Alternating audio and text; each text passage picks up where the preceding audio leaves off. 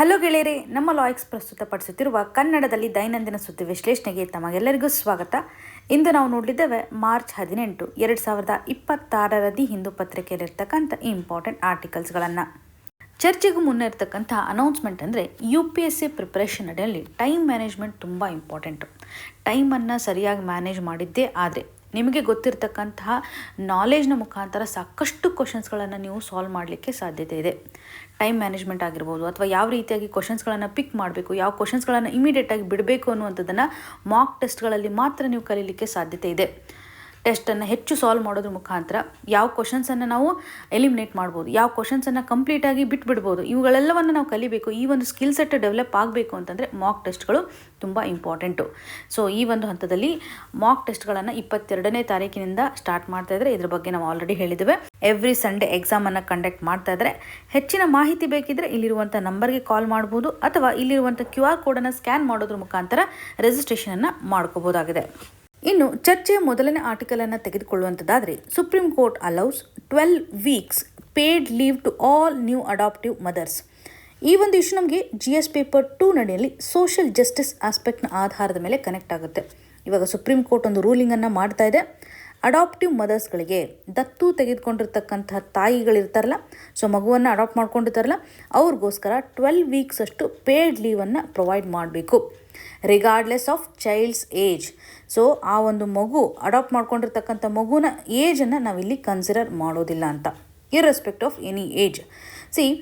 ಈ ಮೊದಲು ಏನಂತಂದರೆ 3 monthsಗಿನ ಚಿಕ್ಕ ಬೇಬಿಯನ್ನು ಏನಾದರೂ ಅಡಾಪ್ಟ್ ಮಾಡ್ಕೊಂಡಿದ್ದೆ ಆದರೆ ಈ ಒಂದು ಹಂತದಲ್ಲಿ ಅವ್ರಿಗೆ ಪೇಡ್ ಲೀವನ್ನು ಪ್ರೊವೈಡ್ ಮಾಡ್ತಾಯಿದ್ರು. ಇದು ಡಿಸ್ಕ್ರಿಮಿನೇಟರಿ ಪ್ರಾಕ್ಟೀಸನ್ನು ಕ್ರಿಯೇಟ್ ಮಾಡ್ತಾ ಇದೆ. ಇದು ಅನ್ಕಾನ್ಸ್ಟಿಟ್ಯೂಷನಲ್ ಅನ್ನುವಂಥದ್ದಾಗಿ ಸುಪ್ರೀಂ ಕೋರ್ಟ್ ಇವಾಗ ಒಂದು ಹೇಳಿಕೆಯನ್ನು ಕೊಡ್ತಾ ಇದೆ. ಮಗುವಿನ ಒಂದು ಏಜನ್ನು ಇಲ್ಲಿ ಯಾವುದೇ ರೀತಿಯಾಗಿ ಕನ್ಸಿಡರ್ ಮಾಡೋದಿಲ್ಲ, ಏಕೆಂದರೆ ಇದೊಂದು ಬೇಸಿಕ್ ಹ್ಯೂಮನ್ ರೈಟ್ ಆಗಿದೆ ಅನ್ನುವಂಥ ಒಂದು ಆಸ್ಪೆಕ್ಟ್. ಆದರೆ ಇನ್ನೊಂದು ಹಂತದಲ್ಲಿ ಇವಾಗ ಒಂದು ಅಡಾಪ್ಷನನ್ನು ತೆಗೆದುಕೊಳ್ತಕ್ಕಂಥ ಹಂತದಲ್ಲಿ ಏನಾಗುತ್ತೆ ಅಂದರೆ ಮಿನಿಮಮ್ 3 months ಪ್ರೊಸೀಜರೇ ಇಲ್ಲಿ ಹೋಗ್ಬಿಡುತ್ತೆ. ಹಾಗಾಗಿ 3 months ಒಳಗಾಗಿ ನಾವು ಬೇಬಿಯನ್ನು ಅಡಾಪ್ಟ್ ಮಾಡ್ಕೋಬೇಕು, ಆ ಒಂದು ಹಂತದಲ್ಲಿ ಮಾತ್ರ ಪೇಡ್ ಲೀವನ್ನು ಪ್ರೊವೈಡ್ ಮಾಡ್ತಾರೆ ಅನ್ನುವಂಥ ಒಂದು ಲಾ ಏನಿದೆಲ್ಲ ಇದು ಡಿಸ್ಕ್ರಿಮಿನೇಟರಿ ಆಗುತ್ತೆ. ಹಾಗಾಗಿ ಇಲ್ಲಿ ಒಂದು ಬೇಸಿಕ್ ಹ್ಯೂಮನ್ ರೈಟು ಡೆಫಿನೆಟ್ಲಿ ಡಿಗ್ನಿಟಿಗೆ ಲಿಂಕ್ ಆಗುತ್ತೆ. ಈಕ್ವಾಲಿಟಿ ಆಗಿರ್ಬೋದು, ಸೋಷಿಯಲ್ ಜಸ್ಟಿಸ್ ಆಸ್ಪೆಕ್ಟ್ನ ಆಧಾರದ ಮೇಲೆ ಲಿಂಕನ್ನು ತೋರಿಸುತ್ತೆ. ಈ ಒಂದು ಹಂತದಲ್ಲಿ ಸುಪ್ರೀಂ ಕೋರ್ಟ್ ಇವಾಗ ಒಂದು ರೂಲಿಂಗನ್ನು ಮಾಡ್ತಾ ಇದೆ. ಪರ್ಟಿಕ್ಯುಲರ್ಲಿ ಈ ಮೊದಲು ಇರುವಂಥ ಏಜ್ ರೆಸ್ಟ್ರಿಕ್ಷನ್ಸನ್ನು ರಿಮೂವ್ ಮಾಡಿದ್ದಾರೆ. ಈ ಮೊದಲು ಸಹ ಪೇಡ್ ಲೀವನ್ನು ಪ್ರೊವೈಡ್ ಮಾಡ್ತಾ ಇದ್ರು, ಬಟ್ ಏಜ್ ರೆಸ್ಟ್ರಿಕ್ಷನ್ಸನ್ನು ಹಾಕ್ತಾ ಇತ್ತು. ಅಡಾಪ್ಟ್ ಮಾಡ್ಕೊಂಡಿರ್ತಕ್ಕಂಥ baby age less than 3 months ಇರಬೇಕು ಅಂತ ಇತ್ತು. ಇದು ಡಿಸ್ಕ್ರಿಮಿನೇಟರಿ ಪ್ರಾಕ್ಟೀಸ್ ಅಂತ ರಿಮೂವನ್ನು ಮಾಡಿದ್ದಾರೆ. ಸೊ ಇಲ್ಲಿ ಮೆಟರ್ನಿಟಿ ಬೆನಿಫಿಟ್ ಆ್ಯಕ್ಟ್ನ ಆಧಾರದ ಮೇಲೆ, ಸೊ ಇಲ್ಲಿ ಒಂದು ಸೋಷಿಯಲ್ ಸೆಕ್ಯೂರಿಟಿ ಆಸ್ಪೆಕ್ಟ್ನ ಆಧಾರದ ಮೇಲೆ ಇರುವಂಥ ಒಂದು ಲಾನಲ್ಲಿ ಬದಲಾವಣೆಯನ್ನು ಮಾಡಿದ್ದಾರೆ ಅಂತಲೇ ಹೇಳ್ಬೋದು. ಸೊ ಅಡಾಪ್ಟಿವ್ ಪ್ರೊಸೀಜರ್ ಇವಾಗ 3 months ಇದೆ ಅಂತಂದಾಗ ಇದು ಯೂಸ್ಲೆಸ್ಸೇ ಆಗಿಬಿಡ್ತಿತ್ತಲ್ವ, ಅದರ ಆಧಾರದ ಮೇಲೆ ಕೋರ್ಟ್ ಒಂದು ಅಬ್ಸರ್ವೇಷನನ್ನು ಮಾಡಿದೆ. ಹಾಗೂ ಮದರ್ಹುಡ್ ಕೇವಲ ಬಯಾಲಜಿಕಲ್ ಆಸ್ಪೆಕ್ಟ್ ಅಲ್ಲ, ಇದು ಎಮೋಷ್ನಲ್ ಬಾಂಡಿಂಗನ್ನು ತೋರಿಸುತ್ತೆ, ಕೇರ್ ಗಿವಿಂಗ್ ಕಂಡೀಷನನ್ನು ಸಹ ತೋರಿಸುತ್ತೆ. ಈ ಒಂದು ಹಂತದಲ್ಲಿ ಪೇಡ್ ಲೀವನ್ನು ಪ್ರೊವೈಡ್ ಮಾಡೋದು ಒಂದು ಜಸ್ಟಿಫಿಕೇಷನನ್ನು ತೋರಿಸುತ್ತೆ. ಮಗುವಿನ ಒಂದು ವೆಲ್ಫೇರ್ ಅಂತ ನಾವು ನೋಡಿದಾಗ ಯಾವುದೇ ರೀತಿಯಾಗಿ ಹಾರ್ಮ್ ಆಗೋದಿಲ್ಲ. ಇವಾಗ ವರ್ಕಿಂಗ್ ವುಮೆನ್ ಇದ್ದಾಗ ಇಮಿಡಿಯೇಟಾಗಿ ವರ್ಕ್ಗೆ ಹೋಗಬೇಕಾಗುತ್ತೆ. ಈ ಒಂದು ಹಂತದಲ್ಲಿ ಚೈಲ್ಡ್ನ ಒಂದು ಡೆವಲಪ್ಮೆಂಟ್ ಮೇಲೆ ಹಾರ್ಮ್ ಕ್ರಿಯೇಟ್ ಆಗುವಂಥ ಸಾಧ್ಯತೆ ಇದೆ ಅಂತ ಹೇಳ್ಬೋದು. ಹಾಗಾಗಿ ಅವ್ರಿಗೂ ಸಹ ಒಂದು ಬೆನಿಫಿಟನ್ನು ಪ್ರೊವೈಡ್ ಮಾಡ್ತಾ ಇದ್ದಾರೆ. ಸೊ ಇಲ್ಲಿ ಒಂದು ಈಕ್ವಾಲಿಟಿಯನ್ನು ಸಹ ಎನ್ಶೋರ್ ಮಾಡುವಂಥದ್ದು. ಆ್ಯಂಡ್ ಅದರ್ ದೆನ್ ಫಾದರ್ಸ್ನ ಒಂದು ರೋಲ್ಗೆ ಸಂಬಂಧಪಟ್ಟಂತೆಯೂ ಸಹ ಸುಪ್ರೀಂ ಕೋರ್ಟ್ ಇವಾಗ ಸರ್ಕಾರಕ್ಕೆ ಒಂದು ಅರ್ಜನ್ನು ಮಾಡಿದೆ ಅಂತ ಹೇಳ್ಬೋದು. ಸುಪ್ರೀಂ ಕೋರ್ಟ್ ಏನು ಹೇಳ್ತಾ ಇದೆ ಅಂತಂದರೆ, ಇವಾಗ ಪೆಟರ್ನಿಟಿ ಲೀವನ್ನು ನಾವು ಯಾಕೆ ಪ್ರೊವೈಡ್ ಮಾಡಬಾರ್ದು, ಲೀಗಲಿ ರಿಕಗ್ನೈಸ್ ಯಾಕೆ ಮಾಡಬಾರ್ದು ಅಂತ. ಬಿಕಾಸ್ ಪೇರೆಂಟ್ಹುಡ್ ಅಂತ ಬಂದಾಗ ಕೇವಲ ಇದು ಮದರ್ ಡ್ಯೂಟಿ ಅಷ್ಟೇ ಅಲ್ಲ, ಇದೊಂದು ಶೇರ್ಡ್ ರೆಸ್ಪಾನ್ಸಿಬಿಲಿಟಿ ಆಗುತ್ತೆ ಅಂತ ಸುಪ್ರೀಂ ಕೋರ್ಟ್ನ ಒಂದು ಪರ್ಸ್ಪೆಕ್ಟಿವನ್ನು ಸಹ ನಾವಿಲ್ಲಿ ಗಮನ ಹರಿಸ್ಬೋದು. ಸಂವಿಧಾನಾತ್ಮಕವಾಗಿರ್ತಕ್ಕಂಥ ಪ್ರೊವಿಷನ್ಸನ್ನು ಇಲ್ಲಿ ಕನೆಕ್ಟ್ ಮಾಡುವಂಥದ್ದಾದರೆ ಆರ್ಟಿಕಲ್ 14 ಕನೆಕ್ಟ್ ಆಗುತ್ತೆ, ಈಕ್ವಾಲಿಟಿ ಬಿಫೋರ್ ಲಾ ಅಂತ ಹೇಳ್ಬೋದು. ಆರ್ಟಿಕಲ್ 15 ಸಹ ಕನೆಕ್ಟ್ ಮಾಡ್ಬೋದು, protection against discrimination.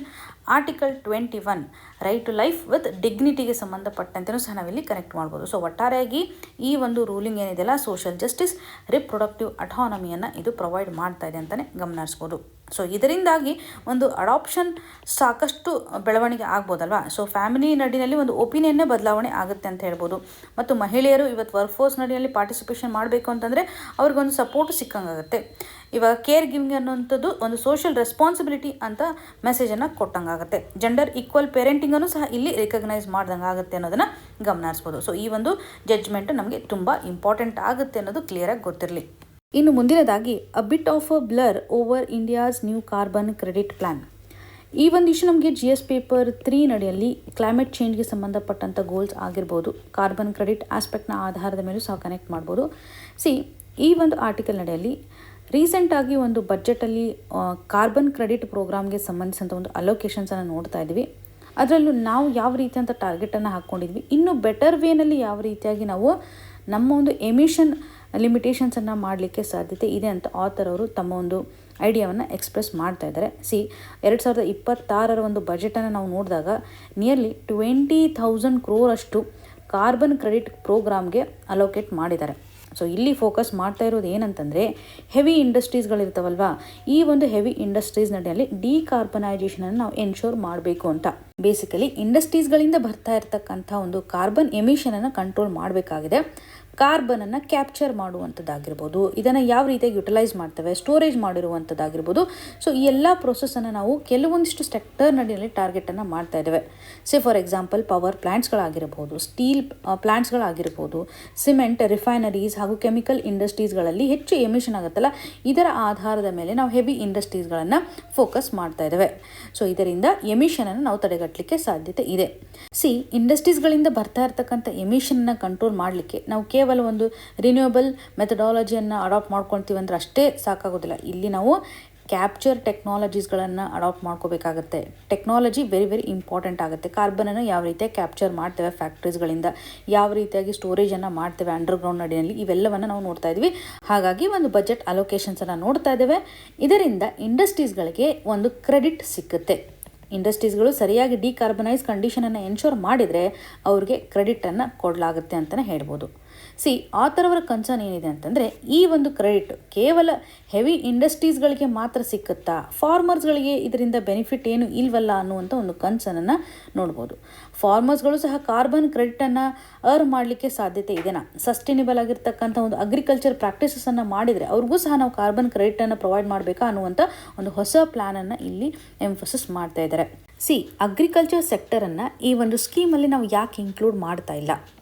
Form emission ಅಂತ ಬಂದಾಗ ಇದು ಬಯೋಲಾಜಿಕಲ್ ಕಂಡೀಷನನ್ನು ತೋರಿಸುತ್ತೆ. ಪಾಯಿಂಟ್ ಸೋರ್ಸ್ನ ಮುಖಾಂತರ ಇಲ್ಲಿ ಎಮಿಷನ್ ಆಗ್ತಾ ಇಲ್ಲ.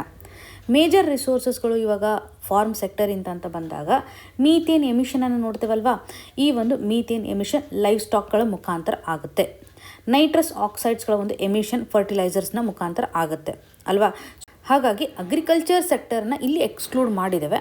ಬಯಾಲಜಿಕಲ್ ಕಂಡೀಷನ್ ಇರೋದ್ರಿಂದ ಕೆಲವೊಂದಿಷ್ಟು ಮ್ಯಾಂಡೇಟರಿ ಪ್ರೊವಿಷನ್ಸ್ ಇದ್ದೇ ಇರುತ್ತೆ. ಫರ್ಟಿಲೈಸರ್ಸ್ಗಳನ್ನ ನಾವು ಯೂಸ್ ಮಾಡಲೇಬೇಕು ಅನ್ನುವಂಥ ಸ್ಥಿತಿಗತಿಗಳು ಇರುತ್ತೆ. ಬಿಕಾಸ್ ಅಗ್ರಿಕಲ್ಚರ್ ಪ್ರೊಡಕ್ಟಿವಿಟಿನೂ ಸಹ ಎನ್ಶೋರ್ ಮಾಡೋದು ಈಕ್ವಲಿ ಇಂಪಾರ್ಟೆಂಟ್. ಇವಾಗ ಆಥರ್ ಅವರ ಒಂದು ಕನ್ಸರ್ನ್ ಏನಿದೆ ಅಂದರೆ, ಅವರ ಒಂದು ಪ್ಲ್ಯಾನ್ ಯಾವ ರೀತಿಯಾಗಿದೆ ಅಂದರೆ, ಫಾರ್ಮರ್ ಕಾರ್ಬನ್ ಕ್ರೆಡಿಟನ್ನು ನಾವು ಯಾವ ರೀತಿಯಾಗಿ ಎನ್ಶೋರ್ ಮಾಡಲಿಕ್ಕೆ ಸಾಧ್ಯತೆ ಇದೆ. ಕಾರ್ಬನ್ ಡೈಆಕ್ಸೈಡ್ ರಿಮೂವಲ್ ಪ್ರೊಸೆಸನ್ನು ಫಾರ್ಮರ್ಸ್ಗಳು ಅಡಾಪ್ಟ್ ಮಾಡಿಕೊಂಡ್ರೆ, for example soil carbon sequestration process ಆಗಿರ್ಬೋದು, ಅಗ್ರೋ ಫಾರೆಸ್ಟ್ರಿ ಕಂಡೀಷನನ್ನು ನೋಡ್ಬೋದು, ಬಯೋಚಾರ್ ಯೂಸನ್ನು ಮಾಡ್ತಕ್ಕಂಥ ಹಂತದಲ್ಲಿ ಆಗಿರ್ಬೋದು. ಇಲ್ಲಿ ರೀಜನರೇಟಿವ್ ಫಾರ್ಮಿಂಗನ್ನು ಮಾಡ್ತಾ ಇದ್ದಾರೆ ಅಂತಂದರೆ ಇವೆಲ್ಲವೂ ಸಹ ಕಾರ್ಬನ್ ಡೈಆಕ್ಸೈಡ್ ಎಮಿಷನನ್ನು ಕಡಿಮೆ ಮಾಡುತ್ತಲ್ವಾ. ಹಾಗಾಗಿ ಫಾರ್ಮರ್ಸ್ಗಳಿಗೆ ನಾವು ಕಾರ್ಬನ್ ಕ್ರೆಡಿಟನ್ನು ಒದಗಿಸೋದು ಇಂಪಾರ್ಟೆಂಟು ಅಂತ. ಕಾರ್ಬನ್ ಕ್ರೆಡಿಟ್ ಪ್ರೋಗ್ರಾಮ್ ಅಂತ ಬಂದಾಗ ಬಜೆಟಲ್ಲಿ ನಾವು ಅಲೋಕೇಶನ್ ಮಾಡ್ತಾ ಇರೋದು ಇಂಡಸ್ಟ್ರೀಸ್ಗಳ ಒಂದು ಫೋಕಸ್ನ ಆಧಾರದ ಮೇಲೆ. ಇಲ್ಲಿ ಅಗ್ರಿಕಲ್ಚರ್ಗೆ ಸಂಬಂಧಪಟ್ಟಂಥ ಒಂದು ಟ್ರ್ಯಾಕಿಂಗನ್ನು ಸಹ ಮಾಡ್ಬೋದಲ್ವ. ಅಗ್ರೋ ಫಾರೆಸ್ಟ್ರಿ ಮುಖಾಂತರ ಫಾರೆಸ್ಟ್ ಡೆವಲಪ್ ಆಗ್ತಾ ಇದೆ. ಎಡಿಷನಲ್ ಆಗಿ ಒಂದು ಕಾರ್ಬನ್ ಸಿಂಕನ್ನು ಎನ್ಶೋರ್ ಮಾಡಲಿಕ್ಕೆ ಸಾಧ್ಯತೆ ಇದೆ. ಕಾರ್ಬನ್ ರಿಮೂವಲ್ ಕಂಡೀಷನ್ ಇಲ್ಲಿ ಕ್ರಿಯೇಟ್ ಆಗ್ತಾ ಇದೆ ಅಲ್ವಾ. ಇದರ ಆಧಾರದ ಮೇಲೆ ವಾಲಂಟರ್ಲಿ ಒಂದು ಪ್ರೈವೇಟ್ ಇನಿಷಿಯೇಟಿವನ್ನು ಸಹ ನಾವು ಅಗ್ರಿಕಲ್ಚರ್ ಸೆಕ್ಟರ್ಗೆ ಸಂಬಂಧಪಟ್ಟಂತೆ ತೆಗೆದುಕೊಳ್ಬೋದು. ಇವಾಗ ಇಂಡಸ್ಟ್ರಿಯ ಆಧಾರದ ಮೇಲೆ ಒಂದು ಗೌರ್ಮೆಂಟ್ ಫಂಡೆಡ್ ಪ್ರೋಗ್ರಾಮ್ ಅಂತ ನೋಡ್ತಾ ಇದ್ದೇವೆ. ಇನ್ನು ಅಗ್ರಿಕಲ್ಚರ್ಗೆ ಸಂಬಂಧಿಸಿದಂತೆ ಅಥವಾ ಅಗ್ರಿಕಲ್ಚರ್ ಸೆಕ್ಟರ್ ನಡಿಯಲ್ಲಿ ನಾವು ಕ್ರೆಡಿಟನ್ನು ಒದಗಿಸಬೇಕು ಅಂತಂದರೆ, ಫಾರ್ಮರ್ಸ್ಗಳಿಗೂ ಸಹ ಒಂದು ಕ್ರೆಡಿಟನ್ನು ಪ್ರೊವೈಡ್ ಮಾಡಬೇಕು ಅಂತಂದರೆ ವಾಲಂಟರಿ ಆಧಾರದ ಮೇಲೆ ಪ್ರೈವೇಟ್ ಇನಿಷಿಯೇಟಿವನ್ನು ತೆಗೆದುಕೊಳ್ಳೋದ್ರ ಮುಖಾಂತರ ರಿಕಗ್ನೈಸೇಷನ್ನ ಮಾಡಬೇಕು ಅಂತ. ಇಲ್ಲಿ ಸಪ್ರೇಟ್ ಪಾಲಿಸಿಯನ್ನು ತರೋದು ಸಹ ಇಂಪಾರ್ಟೆಂಟ್. ಇಫ್ ನಾಟ್ ಪಾಸಿಬಲ್ ಅಂತಂದಾಗ ಪ್ರೈವೇಟ್ ಫಂಡಿಂಗ್ನ ಆಧಾರದ ಮೇಲೂ ಸಹ ನಾವು ಸಸ್ಟೈನೇಬಲ್ ಆಗಿರತಕ್ಕಂಥ ಅಗ್ರಿಕಲ್ಚರ್ ಪ್ರಾಕ್ಟೀಸಸನ್ನು ಕ್ರೆಡಿಟ್ ಪ್ರೊವೈಡ್ ಮಾಡೋದ್ರ ಮುಖಾಂತರ ಪ್ರಮೋಟ್ ಮಾಡಬೇಕು ಅನ್ನುವಂಥ ನಿಟ್ಟಿನಲ್ಲಿ. ಇದರಿಂದ ಫಾರ್ಮರ್ಸ್ಗೆ ಒಂದು ಎಡಿಷ್ನಲ್ ಆಗಿರ್ತಕ್ಕಂಥ ಇನ್ಕಮ್ ಬರುತ್ತೆ. ಅಗೇನ್ ಅವರು ತುಂಬ ಒಳ್ಳೆ ಪ್ರಾಕ್ಟೀಸಸ್ಗಳನ್ನು ಅಡಾಪ್ಟ್ ಮಾಡ್ಕೊಳ್ತಾರೆ ಅಂತ ಹೇಳ್ಬೋದು. ಸಾಯಿಲ್ ಹೆಲ್ತ್ಗೆ ಸಂಬಂಧಪಟ್ಟಂಥ ಒಂದು ಕಂಡೀಷನ್ ಕ್ರಿಯೇಟ್ ಆಗುತ್ತೆ. ಕ್ಲೈಮೇಟ್ ರೆಸಿಲಿಯೆಂಟ್ ಫಾರ್ಮಿಂಗನ್ನು ಎನ್ಶೋರ್ ಮಾಡ್ತಾರೆ ಅನ್ನುವಂಥದ್ದನ್ನು ಇಲ್ಲಿ ಗಮನ ಹರಿಸ್ಬೋದು. ಒಟ್ಟಾರೆಯಾಗಿ ನಮ್ಮ ಒಂದು ಗೋಲ್ ಸೆಟ್ ಏನಿದೆ, ನೆಟ್ ಝೀರೋ ಎಮಿಷನನ್ನು ರೀಚ್ ಮಾಡಬೇಕಾಗುತ್ತೆ. ಈ ಒಂದು ಹಂತದಲ್ಲಿ ಇಂಡಸ್ಟ್ರೀಸ್ ನಡಿನಲ್ಲಿ ಡಿಕಾರ್ಬನೈಸೇಷನ್ ಆಗೋದು ಇಂಪಾರ್ಟೆಂಟ್ ಆಗುತ್ತೆ. ಸಸ್ಟೈನೇಬಲ್ ಆಗಿರ್ತಕ್ಕಂಥ ಅಗ್ರಿಕಲ್ಚರ್ ಪ್ರಾಕ್ಟೀಸಸನ್ನು ಎನ್ಶೋರ್ ಮಾಡೋದು ಸಹ ಇಂಪಾರ್ಟೆಂಟ್ ಆಗುತ್ತೆ. ಹಾಗಾಗಿ ಮಲ್ಟಿ ಸೆಕ್ಟೋರಲ್ ಅಪ್ರೋಚನ್ನು ತರಬೇಕು ಈ ಒಂದು ಇಶ್ಯೂಗೆ ಸಂಬಂಧಪಟ್ಟಂತೆ ಅಂತ ಆಥರ್ ಅವರು ಆರ್ಗ್ಯುಮೆಂಟನ್ನು ಮಾಡ್ತಾ ಇದ್ದಾರೆ ಅಂತಲೇ ಹೇಳ್ಬೋದು. ಸೊ ಎಕ್ಸಾಮಿನೇಷನ್ ಪರ್ಸ್ಪೆಕ್ಟಿವಲ್ಲಿ ಅದರಲ್ಲೂ ಮೇನ್ಸಲ್ಲಿ ವೆರಿ ಇಂಪಾರ್ಟೆಂಟ್ ಡೈಮೆನ್ಷನನ್ನು ಇವರು ಅಡ್ರೆಸ್ ಮಾಡ್ತಾ ಇದ್ದಾರೆ. ಕಾರ್ಬನ್ ಮಾರ್ಕೆಟ್ಗೆ ಸಂಬಂಧಪಟ್ಟಂತೆ ಅಗ್ರಿಕಲ್ಚರ್ ಸೆಕ್ಟರನ್ನು ಯಾವ ರೀತಿಯಾಗಿ ನಾವು ಇನ್ಕ್ಲೂಡ್ ಮಾಡ್ಕೋಬೋದು, ಕಾರ್ಬನ್ ಕ್ರೆಡಿಟನ್ನು ಒದಗಿಸೋದ್ರಿಂದನೂ ಸಹ ಅಗ್ರಿಕಲ್ಚರ್ ಸೆಕ್ಟರ್ಗೆ ಎಷ್ಟು ಮಟ್ಟಿಗೆ ಬೆನಿಫಿಟನ್ನು ತರುತ್ತೆ ಅನ್ನೋದನ್ನು ಸಹ ನಾವಿಲ್ಲಿ ಕ್ಲಿಯರಾಗಿ ಅರ್ಥ ಮಾಡ್ಕೋಬೇಕಾಗುತ್ತೆ. ಇನ್ನು ಮುಂದಿನದಾಗಿ India's west Asia reset more sinned against than sinning. ಈ ಒಂದು ಇಶ್ಯೂ ನಮಗೆ GS ಪೇಪರ್ 2 ನಡಿಯಲ್ಲಿ ಇಂಟರ್ನ್ಯಾಷನಲ್ ರಿಲೇಷನ್ಗೆ ಸಂಬಂಧಪಟ್ಟಂತೆ ಇಂಡಿಯಾಸ್ ಫಾರಿನ್ ಪಾಲಿಸಿ ಆಸ್ಪೆಕ್ಟ್ನ ಆಧಾರದ ಮೇಲೆ ಕನೆಕ್ಟ್ ಆಗುತ್ತೆ.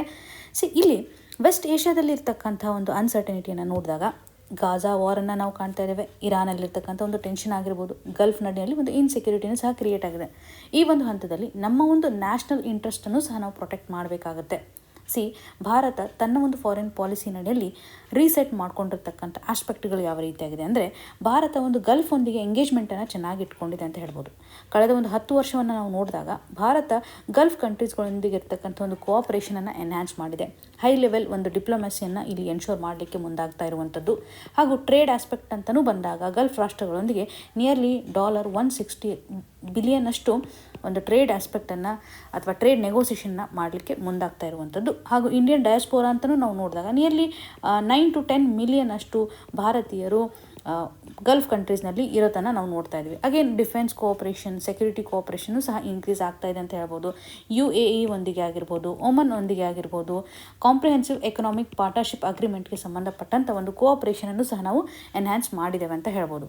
ಸೊ ಇದರಿಂದ ಭಾರತ ಒಂದು ಎನರ್ಜಿ ಸೆಕ್ಯೂರಿಟಿಯನ್ನು ಸಹ ಇಲ್ಲಿ ಎನ್ಶೋರ್ ಮಾಡಲಿಕ್ಕೆ ಮುಂದಾಗ್ತಾ ಇರುವಂಥದ್ದು. ಹಾಗೂ ಒಂದು ಸ್ಟ್ರಾಟಜಿಕ್ ಪಾರ್ಟ್ನರ್ಶಿಪ್ಪನ್ನು ಸಹ ಇಲ್ಲಿ ಎಕ್ಸೆಪ್ಟ್ ಮಾಡ್ಕೊಂಡಿದೆ ಅಂತ ಹೇಳ್ಬೋದು. ಗಲ್ಫ್ ಸೆಕ್ಯೂರಿಟಿಗೆ ಸಂಬಂಧಪಟ್ಟಂತೆ ನಾವು ನೋಡಿದಾಗ ಸಿನ್ಸ್ ಫ್ರಮ್ 2023 ಎಂದೂ ರೀಜನಲ್ ಲೆವೆಲಲ್ಲಿ ಇನ್ಸ್ಟೆಬಿಲಿಟಿಗಳು ಹೆಚ್ಚಾಗ್ತಾ ಇರುವಂಥ ಎಕ್ಸಾಂಪಲನ್ನು ಗಮನಿಸ್ಬೋದು. ಇರಾನಿಯನ್ ಡ್ರೋನ್ ಅಟ್ಯಾಕ್ ಆಗಿರ್ಬೋದು, ಮಿಸೈಲ್ಗಳ ಒಂದು ಥ್ರೆಟ್ಟನ್ನು ನಾವು ನೋಡ್ಬೋದು. ಸ್ಟ್ರೇಟ್ ಆಫ್ ಹಾರ್ಮುಜ್ ನಡಿಯಲ್ಲೂ ಸಹ ಡಿಸ್ಟ್ರಪ್ಷನ್ ಆಗ್ತಾ ಇದೆ ಅಂತ ಗಮನಿಸ್ಬೋದು. US ಸೆಕ್ಯೂರಿಟಿಗೆ ಸಂಬಂಧಪಟ್ಟಂಥ ಒಂದು ಕಾನ್ಫಿಡೆನ್ಸು ಸಹ ಈ ಒಂದು ರೀಜನ್ ನಡಿಯಲ್ಲಿ ಡಿಕ್ಲೈನ್ ಆಗ್ತಾ ಇರುವಂಥದ್ದನ್ನು ನೋಡ್ತಾ ಇದ್ದೇವೆ. ಗಲ್ಫ್ ರಾಷ್ಟ್ರಗಳಿಗೂ ಸಹ ಡೈವರ್ಸಿಫೈಡ್ ಆಗಿರ್ತಕ್ಕಂಥ ಪಾರ್ಟ್ನರ್ ಒಂದು ಅವಶ್ಯಕತೆ ಇದೆ. ಈ ಗಲ್ಫ್ ಕಂಟ್ರೀಸ್ಗಳು ಭಾರತವನ್ನು ಸಹ ಇವಾಗ ಚೂಸ್ ಮಾಡ್ಕೊಳ್ತಾ ಇದೆ ಅಂತ ಹೇಳ್ಬೋದು.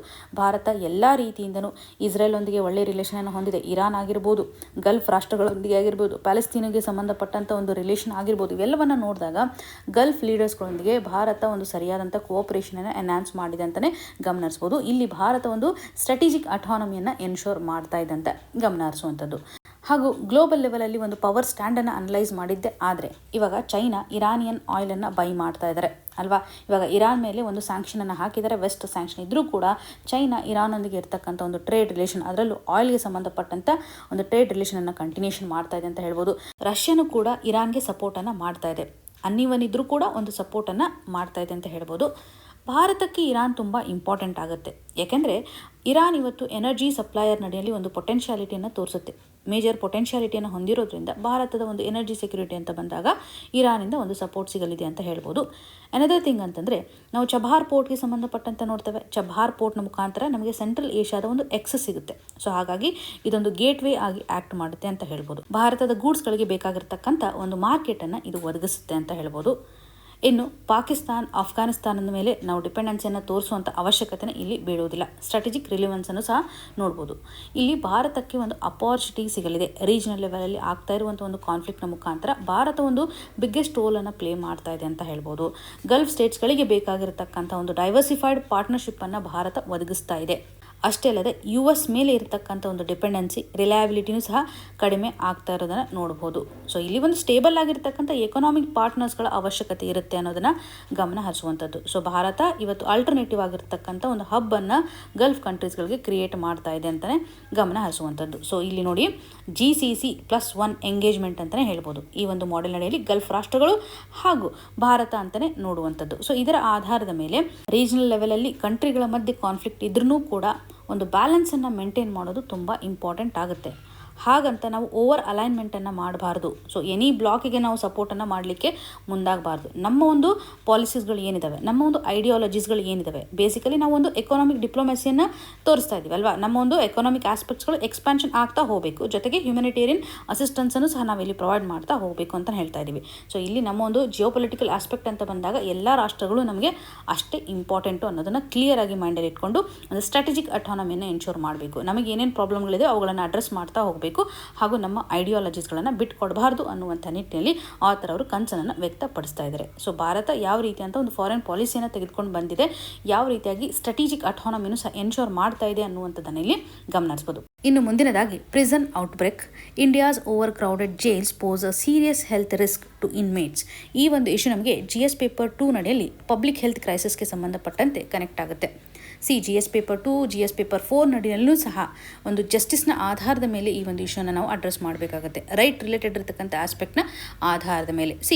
ಇಲ್ಲಿ ಒಂದು ಹೆಲ್ತ್ ಎಮರ್ಜೆನ್ಸಿ ಸಿಚುವೇಶನ್ ಕ್ರಿಯೇಟ್ ಆಗಿದೆ. ಭಾರತದ ಒಂದು ಪ್ರಿಸನ್ ನಡಿನಲ್ಲಿ ಹೆಲ್ತ್ ಸಿಚುವೇಶನ್ ಯಾವ ರೀತಿ ಆಗಿದೆ ಅಂದರೆ because of overcrowding, because of poor sanitation, because of inadequate medical ಕೇರನ್ನು ನಾವು ಗಮನ ಹರಿಸಿದ್ದೆ. ಆದರೆ ಈ ಎಲ್ಲ ಕಾರಣಗಳಿಂದ ಡಿಸೀಸಸ್ಗಳು ಸ್ಪ್ರೆಡ್ ಆಗ್ತಾ ಇರುವಂಥದ್ದು. ರೀಸೆಂಟ್ ಆಗಿರುವಂಥ ಒಂದು ಎಕ್ಸಾಂಪಲನ್ನು ತೆಗೆದುಕೊಳ್ಳುವಂಥದ್ದಾದರೆ ವೆಸ್ಟ್ ಬೆಂಗಾಲದಲ್ಲಿ ನಿಯರ್ಲಿ 92 ಮೆಂಬರ್ಸ್ಗಳ ಒಂದು ಇನ್ಫೆಕ್ಷನ್ ನೋಡ್ತಾ ಇದ್ದೀವಿ.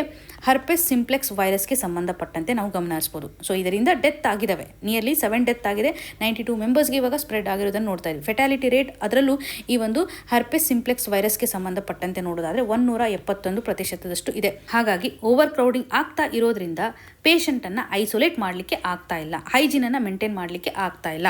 ಇದರಿಂದ ಸಾಕಷ್ಟು ಡೆತ್ಗಳನ್ನು ನೋಡ್ತಾ ಇದ್ದೇವೆ. ಇದಕ್ಕೆ ಕಾರಣ ಸ್ಟ್ರಕ್ಚರಲ್ ಪ್ರಾಬ್ಲಮ್ಸ್ ಅಂತಲೇ ಹೇಳ್ಬೋದಲ್ವಾ. ಇಂಡಿಯನ್ ಪ್ರಿಸನ್ ನಡಿಯಲ್ಲಿ ಇಷ್ಟೊಂದು ಓವರ್ ಕ್ರೌಡ್ ಆಗಲಿಕ್ಕೆ ಕಾರಣಗಳು ಏನಿರ್ಬೋದು? ಕೆಪಾಸಿಟಿ ಇವಾಗ ಆಲ್ರೆಡಿ ಎಕ್ಸೀಡ್ ಆಗಿದೆ ಅಂತ ಹೇಳ್ಬೋದು. ವೆಸ್ಟ್ ಬೆಂಗಾಲ್ದಲ್ಲಿರ್ತಕ್ಕಂತಹ ಒಂದು ಡಿಸ್ಟ್ರಿಕ್ಟ್ ಪ್ರಿಸನನ್ನು ಕಂಪೇರ್ ಮಾಡಿದರೆ, ಅಂದರೆ ಒಂದು ಡೇಟಾವನ್ನು ಸಪೋರ್ಟಿಗೆ ತೆಗೆದುಕೊಳ್ತಾ ಇದ್ದಾರೆ ಆಥರ್ ಅವರು, ಮೋರ್ ದೆನ್ 160% ಓವರ್ ಕ್ರೌಡಿಂಗನ್ನು ಅಥವಾ ಕೆಪಾಸಿಟಿ ಎಕ್ಸೀಡ್ ಆಗಿರೋದನ್ನು ನಾವು ನೋಡ್ತಾ ಇದ್ದೇವೆ. ಇದರಿಂದ ರ್ಯಾಪಿಡ್ ಆಗಿ ಡಿಸೀಸಸ್ಗಳು ಸ್ಪ್ರೆಡ್ ಆಗಿರೋದನ್ನು ನೋಡ್ಬೋದು. ಪುವರ್ ಆಗಿರ್ತಕ್ಕಂಥ ಒಂದು ವೆಂಟಿಲೇಷನ್ ಸಿಚುವೇಶನ್ ಹಾಗೂ ಪರ್ಸನಲ್ ಸ್ಪೇಸೇ ಇಲ್ಲಿ ಇಲ್ಲದೆ ಇರತಕ್ಕಂಥ ಸ್ಥಿತಿಗತಿಗಳಿರುತ್ತೆ. ಅದರಲ್ಲೂ ಒಂದು ಡಿಸೀಸ್ ಬರ್ಡನ್ ಅಂತಲೇ ಗಮನ ಹರಿಸುವಂಥದ್ದಾದರೆ TB ಜಾಸ್ತಿ ಆಗ್ತವೆ ಅಂತ ಹೇಳ್ಬೋದಲ್ವಾ, ಹೈಯರ್ ರಿಸ್ಕ್ ಇರುತ್ತೆ. ಸ್ಕಿನ್ ಡಿಸೀಸಸ್ಗೆ ಸಂಬಂಧಪಟ್ಟಂಥ ಎಕ್ಸಾಂಪಲ್ಸನ್ನು ನಾವು ತೆಗೆದುಕೊಳ್ಬೋದು. ಸೊ ಇಲ್ಲಿ ಒಂದು ಹ್ಯುಮಿಡಿಟಿ ಆಸ್ಪೆಕ್ಟ್ನ ಆಧಾರದ ಮೇಲೆ ಕ್ರೌಡಿಂಗ್ನಿಂದಾಗಿ ಸ್ಕಿನ್ ಡಿಸೀಸಸ್ಗಳು ಹೆಚ್ಚಾಗೋದನ್ನು ನೋಡ್ಬೋದು. ಇದರೊಂದಿಗೆ HIV ಒಂದು ಕೇಸಸ್ಗಳು ಹೆಚ್ಚಿರುತ್ತೆ, ಹೈಯರ್ ಪ್ರಿವಿಲೆನ್ಸನ್ನು ನೋಡ್ಬೋದು. ಬಿಕಾಸ್ ಪುವರ್ ಸ್ಕ್ರೀನಿಂಗ್ ಕಂಡೀಷನ್ ಇರುತ್ತೆ, ಇಕ್ವಿಪ್ಮೆಂಟ್ಸ್ಗಳನ್ನು ಶೇರ್ ಮಾಡುವಂಥ ಹಂತದಲ್ಲಿ HIV ಸ್ಪ್ರೆಡ್ ಆಗೋದು ಕಾಮನ್ ಆಗುತ್ತೆ. COVID-19 ಔಟ್ಬ್ರೇಕಲ್ಲೂ ಸಹ ನಾವು ನೋಡಿದಾಗ ಸಾಕಷ್ಟು ಇನ್ಸಿಡೆಂಟ್ಗಳನ್ನು ನೋಡಿದ್ವಿ ಸೆಂಟ್ರಲ್ ಜೈಲ್ ನಡೆಯಲ್ಲಿ ಯಾವ ರೀತಿ ಅಂತ ಇಶ್ಯೂಸ್ಗಳು ನಡೀತಾ ಇತ್ತು ಅಂತ. And again poor medical infrastructure ಅನ್ನುವಂಥ ಒಂದು ಇಶ್ಯೂನ್ನು ಸಹ ಆಥರ್ ಅವರು ಇಲ್ಲಿ ಹೇಳ್ತಾ ಇದ್ದಾರೆ. ಮೆಡಿಕಲ್ ಆಫೀಸರ್ಸ್ಗಳ ಒಂದು ಅಲೋಕೇಶನ್ನು when it comes to the prison ಅಲ್ಲ ತುಂಬ ಕಡಿಮೆ ಇದೆ, 43% ಶಾರ್ಟೇಜನ್ನು ನಾವು ನೋಡ್ತಾ ಇದ್ದೇವೆ. ಸೊ ಈ ಒಂದು ಹಂತದಲ್ಲಿ ಸೈಕಾಲಜಿಸ್ಟ್ಗಳ ಒಂದು ಅವೈಲಬಿಲಿಟಿ ಆಗಿರ್ಬೋದು, ಅಥವಾ ಯಾವ ರೀತಿಯಾಗಿ ಒಂದು ಬೇಸಿಕ್ ಟ್ರೀಟ್ಮೆಂಟನ್ನು ಪ್ರೊವೈಡ್ ಮಾಡ್ತಾರೆ ಅನ್ನುವಂಥದ್ದು ನೋಡಿದಾಗ ತುಂಬ ಕಡಿಮೆ ಇರುತ್ತೆ ಅನ್ನುವುದನ್ನು ಆಥರ್ ಅವರು ಎಕ್ಸ್ಪ್ರೆಸ್ ಮಾಡ್ತಾ ಇದ್ದಾರೆ. ಅದರಲ್ಲೂ ಮೆಂಟಲ್ ಹೆಲ್ತ್ ಕೇರ್ಗೆ ಸಂಬಂಧಪಟ್ಟಂತೆಯೂ ಸಹ ಇನ್ಅಡಿಕ್ವೇಟ್ ಆಗಿರತಕ್ಕಂಥ ಹ್ಯೂಮನ್ ರಿಸೋರ್ಸನ್ನು ಕಾಣ್ತಾ ಇದ್ದೀವಿ. And legal and policy issues ಅಂತ ನೋಡಿದಾಗ ಅಂಡರ್ ಟ್ರಯಲ್ ಕೇಸಸ್ಗಳನ್ನು ನಾವು ಹೆಚ್ಚು ನೋಡ್ತೇವೆ ಅಲ್ವಾ. ಯಾವುದೇ ರೀತಿಯಾಗಿ ಕನ್ವಿಕ್ಟ್ ಇಲ್ಲದೆ ಇರುವಂಥ ಸ್ಥಿತಿಗತಿಗಳನ್ನು ಸಹ ಕಾಣ್ಬೋದು. ಇದರಿಂದಾಗಿ ಓವರ್ ಕ್ರೌಡಿಂಗ್ ಆಗ್ತಾ ಇದೆ.